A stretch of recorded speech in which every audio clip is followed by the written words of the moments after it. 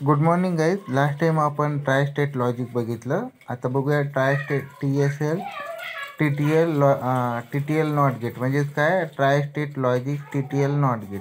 आता याच्यामध्ये बघूया figure 3.9 shows a typical tri stated inverter circuit with a third terminal control non as enable. आता याच्यामध्ये कसं आहे, ही जी डायग्राम आहे त्याच्यामध्ये जो थर्ड टर्मिनल असतो त्याला काय बोलतात, तो कंट्रोल टर्मिनल आहे आणि त्याला बोलतात enable input.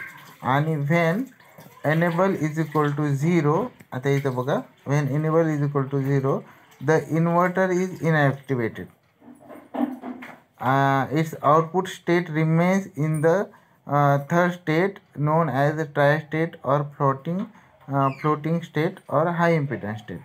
Electrically, its output is open. Data input is accepted only when the control enable input is high. Okay? When enable is equal to 0, the inverter is inactivated. Its output state remains in the third state known as the tri-state or floating state. Electrically, its output is open. Data input is accepted only when the control enable input is hi. Data केव्हा accept केले जातो, जेव्हा enable input जर control म्हणजे त्यालाच control enable input जर हाय असेल तरच डेटा ॲक्सेप्ट केला जातो. अदरवाईज तो जो गेट आहे तो कशामध्ये, तो ट्राय स्टेटमध्ये राहतो. ओके. तर याच्यामध्ये डायग्राम बघूया. तर VCC कनेक्ट केलं आहे. नंतर बघा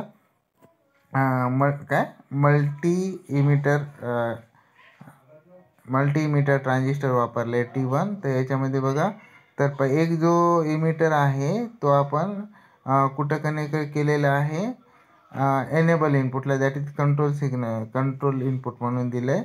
आणि एक जो डायोड आहे, डायोडचा जो कॅथोड आहे तो त्याच इमिटर टर्मिनलला आणि तो एनेबल इनपुट दिला आहे आपण, कंट्रोल इनपुट त्याला कनेक्ट केलेला आहे. आणि त्याचा जो ॲनोड आहे तो जो ट्रान्झिस्टर आहे T5 त्याच्या बेसला दिलेला आहे. ओके.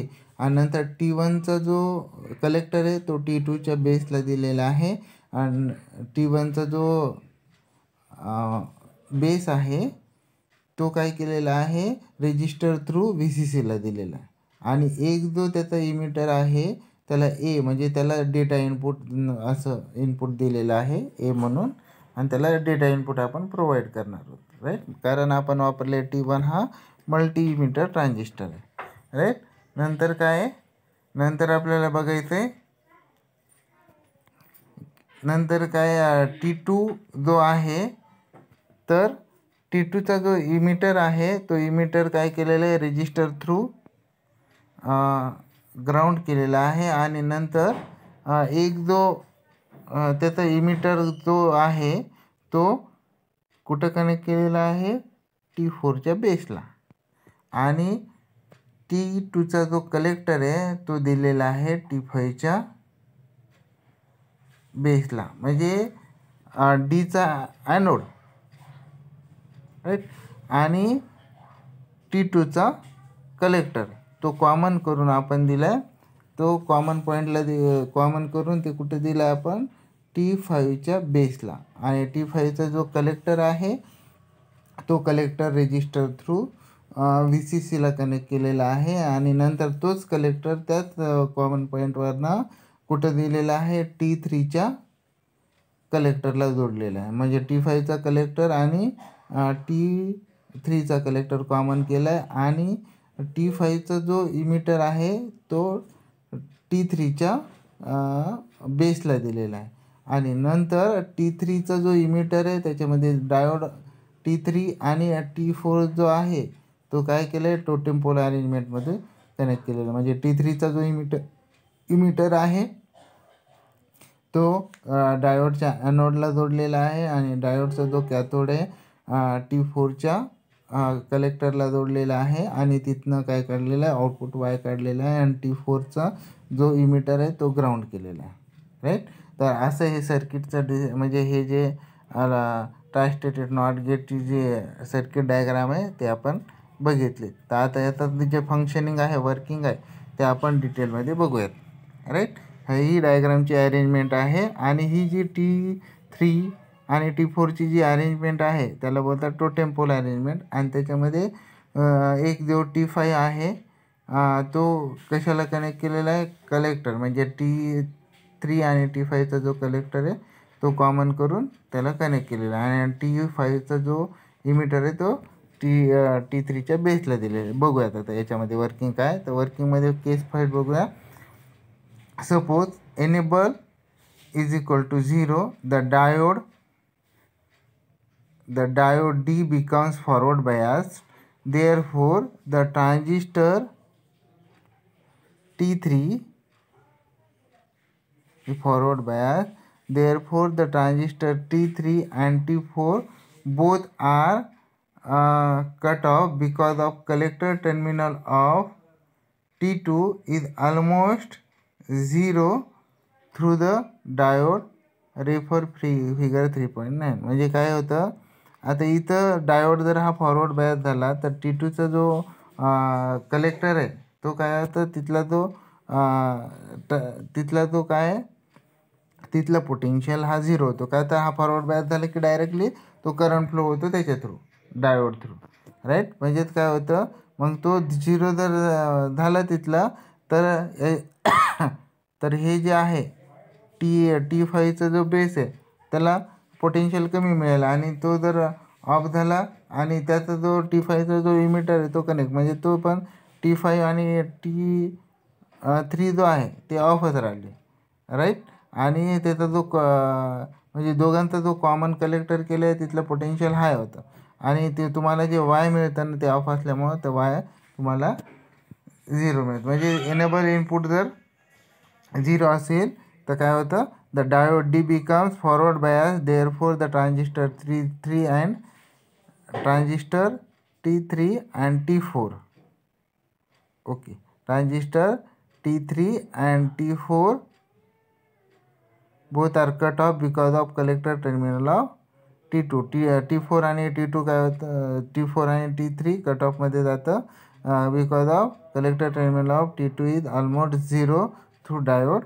ओके, रेफर फिगर केली. नंतर the collector voltage of T2 is made low through diode, therefore T2 is open circuited. Okay, and since T2 is open and T3, T4, T5 all are in cutoff.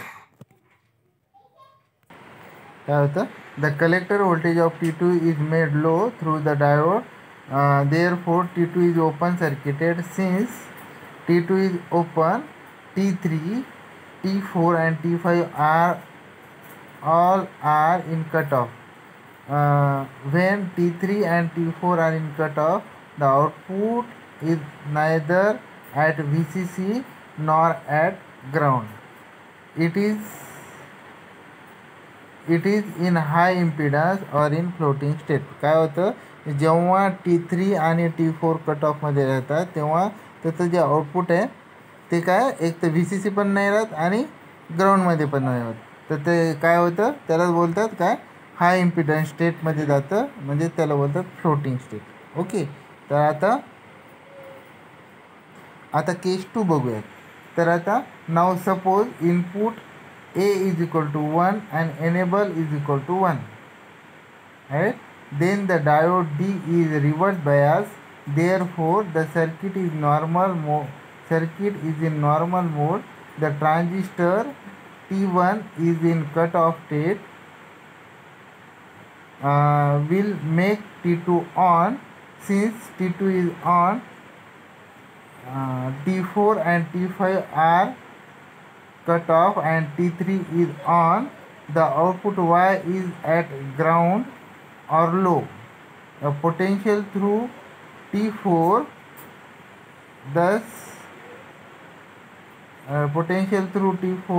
thus we get the inverted output, right? Similarly, when the input A is equal to 0 and enable is equal to 1, the transistor T1 is on, therefore T2 is in cutoff, and since T2 is in cutoff, its collector is at VCC high, which will make T5 and T3 on, thus the output Y goes VCC or high, that is Y is equal to 1. म्हणजे काय होतं तर पुन्हा एकदा बघा. Now suppose input A is equal to 1 and enable is equal to 1, then the diode is reversed bias, therefore the circuit is in normal mode. Transistor T1 is in cutoff, which makes the T2 on. Since T2 is on, T4 and T5 are cut off and T3 is on, the output Y is at ground or low, right? And potential through T4, thus we get an inverted output, right? Similarly, when the input A is equal to 0 and B enable is equal to 1, the transistor T1 is on, therefore T2 is in cutoff. Since T2 is in cutoff, since D2 is in cutoff, its collector is at VCC high, which will make T5 and T3 on, thus the output Y goes to VCC or high, that is therefore Y is equal to 1. म्हणजे काय होतं जेव्हा आपण A is equal to 1 देतो ना आणि enable input 1 A is equal to 1 देतो आणि enable input 1 ठेवतो तेव्हा आपल्याला आउटपुट मिळतं 0, that is इन्व्हर्टेड आउटपुट. आणि A is equal to 0 दिला, enable input 1 ठेवलं तर आपल्याला आउटपुट Y मिळतं 1, that is कॉम्प्लिमेंटेड म्हणजे इन्व्हर्टेड आउटपुट. तर हे जे ट्रायस्टेट लॉजिक आहे त्याचं ॲप्लिकेशन काय ते बघूया. Application of TSL, that is the tri-state logic. In computer hardware circuit, a common line is connected to different logic circuits as shown. आता याच्यामध्ये काय कम्प्युटर हार्डवेअरमध्ये कॉमन लाईन काय वेगवेगळ्या डिफरंट लॉजिक सर्किटला कनेक्ट केलेलं असतं ते आपल्याला डायग्राममध्ये दिसते खाली बघूयात. Suppose data is to be transferred from one device to other device, then only those two tri-stated gates are enabled. During this data transfer, other gates are tri-stated or they are in floating state, which is equivalent to an open circuit as shown in figure. Suppose M is equal to 1 and X is equal to 1. Then data is transferred from B input on the common bus and it is transferred to output through gate to output D. आता याच्यामध्ये बघूयात की common line बघा. तर याच्यामध्ये आपण काय वापरले तर याच्यामध्ये वापरले ट्रायस्टेटेड बफर, राईट. तर याच्यामध्ये X आणि Y, राईट. तर याच्यामध्ये X हे काय दिलं एनेबल इनपुटला दिलं पहिला जो बफर आहे आणि त्याचा आउटपुट इनपुट आहे B. नंतर काय केलेलं आहे नंतर जो अशी कनेक्ट केलेला आहे आणि त्याचे जे आउटपुट आहे पहिल्या बफरचं पहिले जे बफर आहेत कोणते त्याचे इनपुट A आहे, ज्याचं इनपुट B आहे आणि ज्याचं इनपुट C आहे आणि एनेबल इनपुट XYZ रिस्पेक्टिवली आहेत आणि त्याचे इनपुट आहे BAC आणि त्याचे जे आउटपुट आहेत ते कॉमन केलेले आहेत आणि ते कॉमन आउटपुट नेक्स्ट जे बफर आहे त्याच्या इनपुटला दिलेले कॉमनली, म्हणजे ॲप्लिकेशन ट्रायस्टेट लॉजिक आणि कॉमन लाईनला, राईट. म्हणजे आपण काय करतो याच्यामुळं जे जिथं इनपुट दिलं ना ते रिस्पेक्टेड आउटपुट आपल्याला कॉमन लाईनला मिळतं. आता याच्यामध्ये दाखवलं की काय M इज इक्वल टू 1. आता M कुठे आहे suppose M is equal to 1 and X is equal to 1. X is equal to 1 ठेवला आणि M इज इक्वल टू जर 1 ठेवला, राईट. दोन्ही जर 1 1 ठेवले आणि आपण काय केलं Bला जर काय दिलं B जे B इनपुट आहे त्याला जर आपण डेटा ट्रान्सफर केला तर आपल्याला तो जो डेटा आहे ना तो आपल्याला काय मिळतो तो डेटा आपल्याला D आउटपुटला मिळतो. ओके, हे बघा इथं लाईन दाखवली लेफ्ट साईडला. म्हणजे आपण काय केलं जेव्हा X एनेबल केलं त्याला 1 दिलं आणि एम पण जर 1 दिलं तर आपण जो डेटा बीला देतो तो आपल्याला डेटा आउटपुटला, आणि अदरवाईज जे कॉमनला कनेक्टेड आहे ना, म्हणजे ए, ज्याचं इनपुट ए आहे, तर यामध्ये जेव्हा हे जे असतात ना कोणते, जे बफरचं जे इनपुट ए आहे, सी आहे, ई जे इनपुटवाले आहेत, तर त्याचं काय, जोपर्यंत आपण एनेबल इनपुट ला 1 देत नाही तोपर्यंत ते काय होणार आहे, तोपर्यंत एनेबल म्हणजे म्हणजे ते हाय इम्पिडन्स स्टेटमध्ये राहणार.